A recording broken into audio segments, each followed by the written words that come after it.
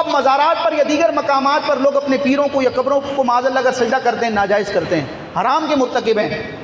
اب یہ سارا سنیوں اور بریلیوں کے کھاتے میں ڈالا جاتا ہے، اتنا ظلم کیا جاتا ہے۔ اگر امام محمد رضا خان کو پڑھ لو نا تو پھر کچھ شرم آئے۔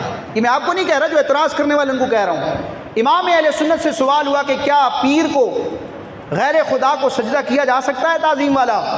امام محمد رضا خان نے اس سوال کے جواب میں ایک حدیث لکھ دیتے کافی تھا۔ امام محمد رضا خان نے پوری کتاب تحریر فرمائی، الزبدۃ الزکیہ لتحریم سجود التحیہ، اور اس میں سجدہ تعظیمی کے ممنوع ہونے پر 1 2 3 4 میں امام محمد رضا خان نے سجدہ تعظیمی کے ناجائز اور حرام ہونے پر 40 احادیث کو ذکر کروا دیا۔ تو بریلویوں کا امام تو سجدہ تعظیمی کے حرام ہونے پر 40 حدیثیں لا رہا ہے، اور اگر آج مزار پر کوئی جاہل کسی قبر کو سجدہ کرتا ہے یا کوئی جاہل پیر اپنے مریدوں سے سجدہ کرواتا ہے تو اس کو اہل سنت کے کھاتے میں نہ ڈالا جائے۔